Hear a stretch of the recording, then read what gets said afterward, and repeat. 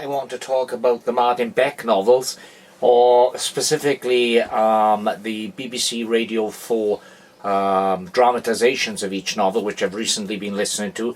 I've gone through there are 10 books in the series, so that's a decalogue. I've gone through, I think, 9 of them in the last couple of weeks because I do a lot of travelling with my day job. So I listen to these radio dramatisations as I'm driving around. Sometimes I've got 2.5 hours to drive between clients. So the radio plays are awesome for that because the BBC did all 10.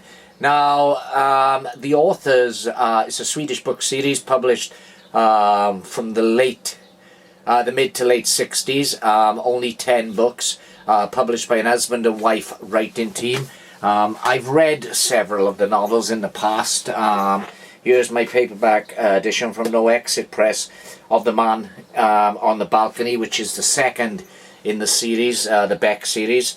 Now, I'm going to attempt to pronounce the names of the authors. Sjöwall and Wahlöö. As I say, I've got a couple of the BBC radio plays as on CD versions. This is Rosanna, which was actually the first in the Martin Beck series, and the paperback I've got here is The Man on the Balcony, which was the second in the series. And I've got a couple of other paperbacks here, again from No Exit Press, and I've got a couple of the other CDs. But I recently purchased the entire series of audiobooks through my Audible subscription for one token. So that's all 10 radio plays. Now, they're billed as audiobooks, so strictly speaking, in the traditional meaning of the word, they're not audiobooks. They are radio adaptations of the books. So they're plays, but audio plays rather than, you know, a visual play such as you get in a movie or something. Now, what's important about the Beck book series? Well, it's billed as they are billed as the godfathers of Scandinavian crime fiction, or what we today loosely term Nordic noir, which is hugely popular. And a lot of the big practitioners of the genre will recognise the Beck series as being, you know, the building block upon which the genre was built. And for instance, this one, this edition of The Man on the Balcony, has a quote on the cover, as the godparents of Scandinavian crime fiction. That quote comes from Joe Nesbo. Joe Nesbo, of course, needs no introduction. There's an introduction in this book, in fact, by Joe Nesbo. He says that artists stand on the shoulders of those who have come before. That is how it is, whether they like it or not, and whether they are aware of it or not. It doesn't matter whether they dance, play football or write books. They create something that builds on their forerunners' work. However, some shoulders are broader than others, and those standing there may still not be able to attain the same heights. Sjöwall and Wahlöö, and those people, for example, have shoulders that can accommodate all of today's crime writers. And we are all there, even those who have never read a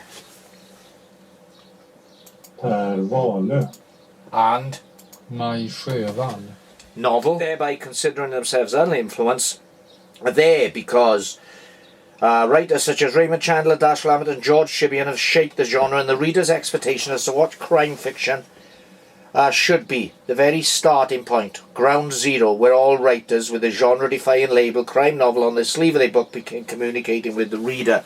Now, when these books were first published, they were groundbreaking. They were recognised as the first real police procedural in Scandinavian fiction. But I'm similar with the concept and the way it's set out, because I've read a lot of Ed McBain novels over the years, and the authors were familiar with the Ed McBain series, and they used this as the building block to set out their own world. Now, where they differ dramatically from the Ed McBain series, and that is the 87th Precinct novels,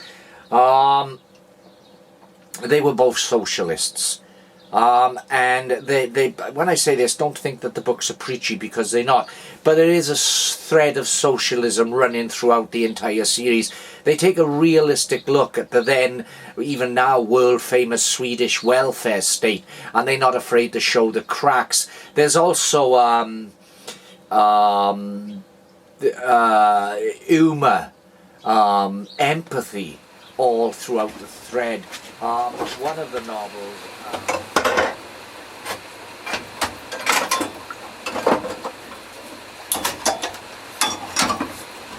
You know, what is interesting here is that the books,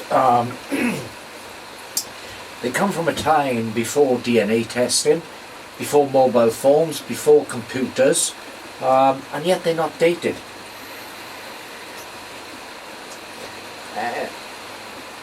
And yes, the socialist message, one of the books features a policeman musing on the plight of people living in slum housing, you know, and bemoaning the fact that the landlords, the property developers, make an absolute fortune.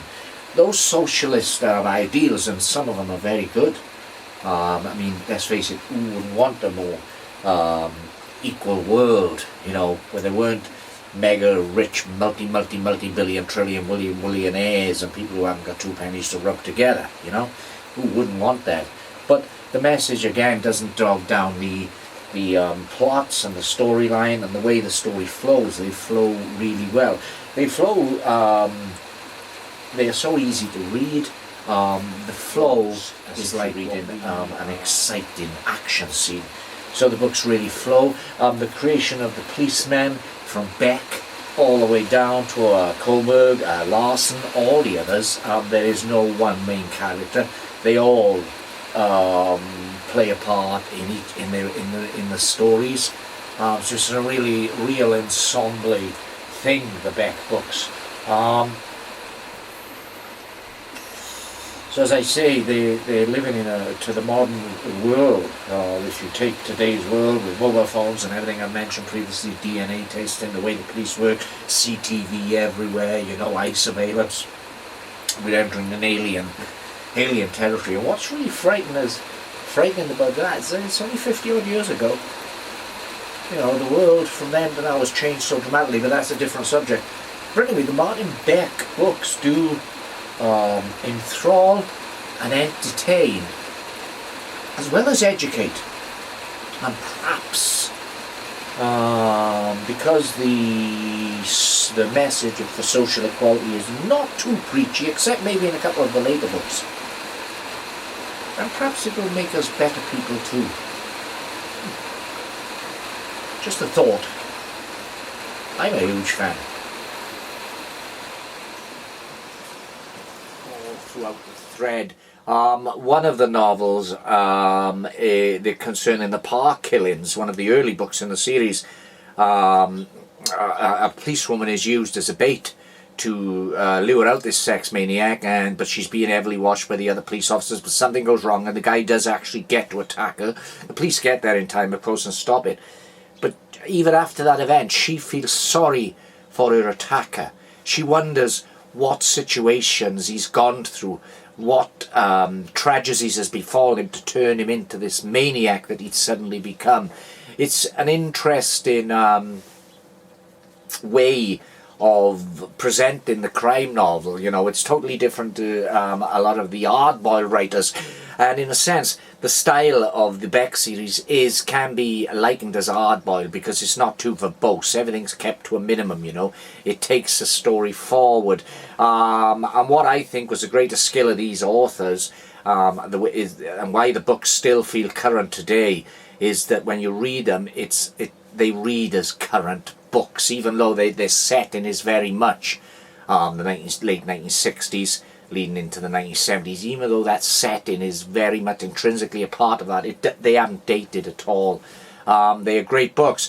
Now, the BBC Radio 4 version that I've been listening to, as I say, I've got all 10 audiobooks available through Audible. That's the way we go streaming, but they're very well put together. Now, this one, Rosanna, which was actually the first of the Beck books, Martin Beck is played by Stephen McIntosh. Kohlberg is played by Neil Pearson. Then we have the narrators. It was directed by Sarah Davis, and this was first broadcast on BBC Radio 4 on the 27th of August 2012. So it's like, just to show you the way these start as, so I'm popping the CD in here. Because I think the way they put everything in, the way they tell the story is really good.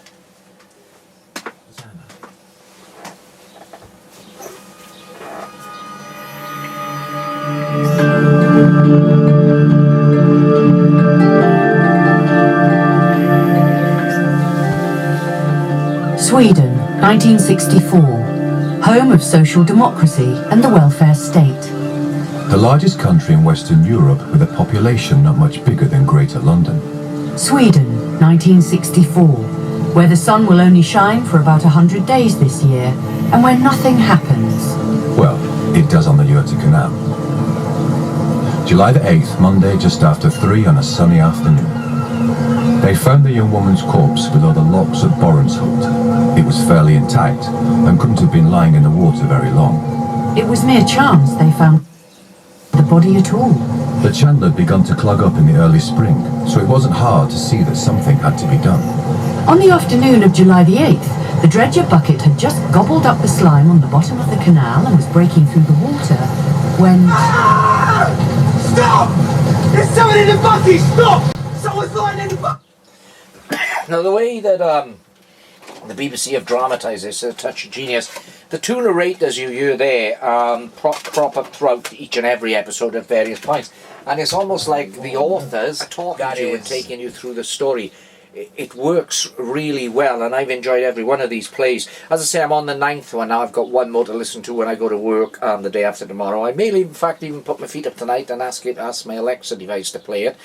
Because with Audible, many of you have got Audible and know you can split it across devices. I use it in the car via Bluetooth to my from my phone to my sound system in my car. Listen to them at home on Audible, or of course you can listen to it on your computer. And these really are well put together. They're excellently done and excellently acted. Accompanying this review, I'm drinking a pint of Fuller's London's Pride, which is billed as an amber ale. It's a very, very nice ale. I actually worked in the house, which was owned by the current Lord Fuller, when quite a few years ago when I was working on the BBC's programme Larkrise to Candleford. A lot of the scenes were shot in amongst his grounds. At least Larkrise's scenes, Candleford, or was it Candleford's scene were filmed in and around the grounds of Lord Fuller. Nice gentleman, actually, very nice gentleman. But anyway, that's going off on a tangent. But let's talk again about the Martin Beck series, and not the novels, the original novels, nor the, let's call them audiobooks for simplicity, because you buy them through Audible, even though they are not, strictly speaking, audiobooks, but radio plays, full-length dramatisations of the script. So let's talk about that.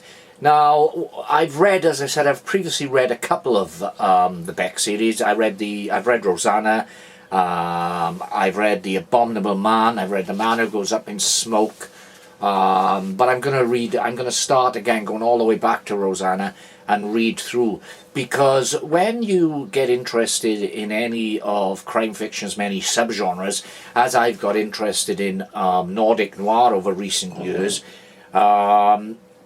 my interest largely started because of television drama adaptation, and that was The Bridge, which I thought was excellent. I saw The Bridge.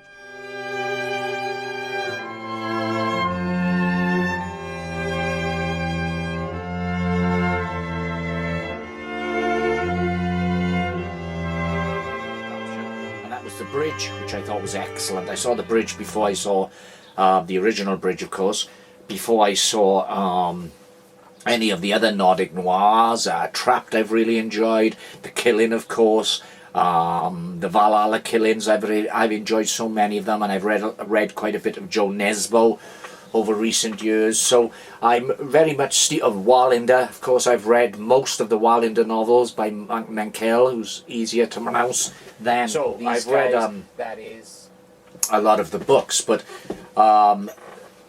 the series as a whole, and I know this from reading up on Nordic Noir, and a very good book to get you if you don't know Nordic Noir yet and you're really interested. A very good book would be Death in a Cold Climate by Barry Forshaw.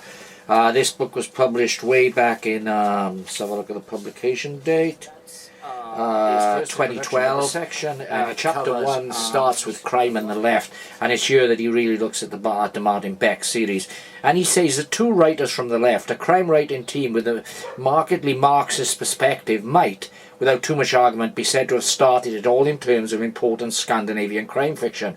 The spectacularly talented Maj Sjöwall and Per Wahlöö, they continue in influence since the death of Per Wahlöö remains prodigious. It was something of a scandal that for some considerable time the complete oeuvre of this most influential team of crime writers was not available in translation. Certain books, such as The Laughing Policeman from 1971, haunted various publishing lists and then would inextricably melt away. This relative invisibility until recent and a welcome reissue program remedies its erosion of plot, and the reputation of publishing was particularly odd, as the most vital penetration of the duo's literary reach was total, with many crime fiction writers citing them as the ne plus ultra of the socially committed crime novel. What's more, the term has been used in many courses, a source of personal inspiration for the work of contemporary crime writers. The sequence of books featuring the tenacious policeman Martin Beck is shot through the ideological rigour of his creators. That's to say, as well as being lean and compelling crime novels, they simultaneously function as an unforgiving left-wing critique of Swedish society. But this shouldn't put off readers conscious of Marxism fall from favour since it was first inspired. Sjöwall and Wahlöö in a very different era, like the elements of Catholicism in Spain, or Graham Greene's work, which does not interfere with an appreciation of his peerless skills as a novelist, and that I would fully agree with, because the BBC Radio 4 version, the radio plays, which is primarily what I'm talking about today, are absolutely excellent. They are so atmospheric, and they make you realise how they should have been adapted, because the Scandinavian TV versions of Beck are all very well, but several characters, and particularly Kohlberg, who was a massive character from the books, doesn't appear, and you do, if you're familiar with the books, then you do miss these characters if you try and watch the TV versions. But thankfully the radio plays have all the characters present and correct, and they are so atmospheric. You're immediately taken. The voice acting is superb, everything, and the writing, the production values, the sound effects, it's all superb, and you're immediately within that world. And I forgot to say much about my London's Pride outstanding Amber Ale. I mentioned, of course, that I worked at the Fuller's Brewery, not at the brewery, but at the Fuller's residence when we were filming Larkers of Candlefoot, and I went off on a tangent, but as a beer, it's pretty decent. It's a very nice traditional tasting beer. Quite hoppy too. So that's London's Pride. But anyway, the Beck series. If you've got any interest in crime fiction at all, not only Nordic crime fiction, then these books need to be read, because they do give a masterclass in plotting, in world building, and yes, the influences of writers again can be detected within the narrative, but these books truly are their own creation. They're absolutely wonderful. So you've got 10 books. Let me go to Amazon UK to see the listing. So you've got 10 books. Number 1 was Rosanna. Interestingly, to buy an original hardcover of this book would cost you back at the moment on Amazon £60. The paperback is going for £7.37, while the Kindle version is £2.99. And I've started filling up my library with the Kindle versions of these books, because of course I'm a member of Kindle Unlimited. Now if you're in Kindle Unlimited, you can get the book for free as part of your prescription to read, as you can the rest of the Martin Beck series. The second book was The Man Who Went Up in Smoke. The third one was The Man on the Balcony. Then we had The Laughing Policeman, which until recent years, when the Beck series became more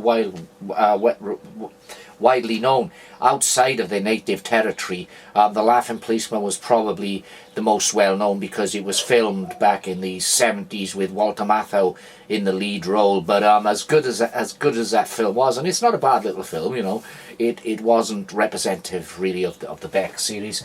After The Laughing Policeman, we had The Fire Engine That Disappeared, then Murder at the Savoy, The Abominable Snowman, The Locked Room, Cop Killer, and The Terrorist. Now, Cop Killer is the last of the radio plays that I've actually listened to over the last week. I've still got one left, and that would be The Terrorists,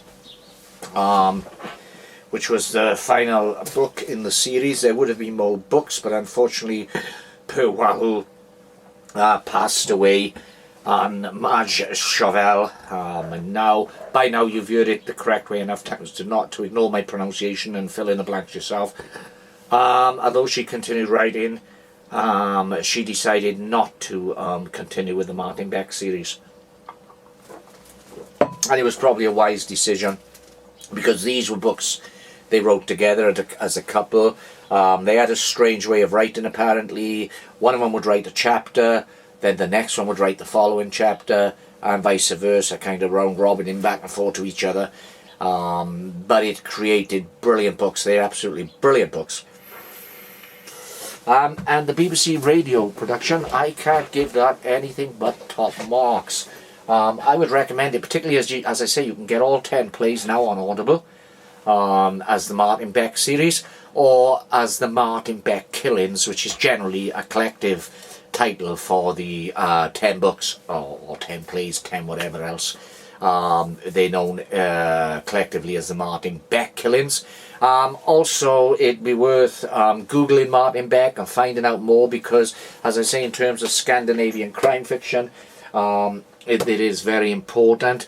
And because of Scandinavian crime fiction, or let's broaden the horizons and call it Nordic Noir now, to take in other Nordic countries, is now influencing our own crime fiction.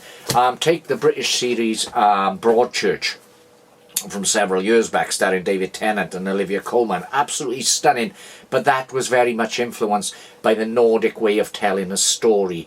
And you see what the programme like My Own Hinterland, which is set in my own area in Wales, that again is influenced on the Nordic way. So the Martin Beck series, when originally written, may have been influenced heavily by America's Ed McBain, but they've now found their own. They now have found their own voice in the marketplace. The authors quickly, of course, found their own voice in the writing of the books, but they found their voice in the marketplace, and now they've started influencing the Americans and the British, because both America and Britain have created crime dramas. Take, for instance, True Detective, HBO series True Detective. That's just Nordic Noir. You know, that's very much influenced by Nordic Noir. And as I said, the British series Happy Valley, even, starring Sarah Lancashire, which was absolutely wonderful. Again, that takes its influence from Nordic Noir. They are unlike, these series are unlike although great British TV series we used to get, such as Inspector Morse, Frost, the P.D. James mysteries, the Ruth Rendell mysteries, the TV versions of these, and I'm not talking about the books, but these TV thrillers, the Morses, the Frost, were done seriously, very seriously, but they were a lot lighter than your Broadchurches, your Happy Valleys, the American programs, as I say, such as True Detective, the Fargo, the TV series, not the original film. These all take their influence, thematically at least, and in the way they feel, from the Nordic noirs. And, you know, the Martin Beck novels are a big part of that. They are a big influence. Problems in 1960s Sweden, and they really do achieve that. But beyond that, what they do is they produce a series of compelling crime novels, and the radio adaptations, the radio plays from the BBC, from BBC Radio 4, are now available on Audible as a complete 10 plays. All 10 of the radio dramatizations in one package known as the Martin Beck Killings are well worth your time. I just wanted to talk about that a little bit today, and I think that the radio adaptations are as close as damn it to the books as you can get in an adaptation in a different version, because books, TV series, films, radio plays, they're all very different mediums, but the BBC Radio 4 series has managed to capture the feel, the themes of the books in this series. It's well worth checking out. I'll put a link below to the series on Audible if you're interested. Now,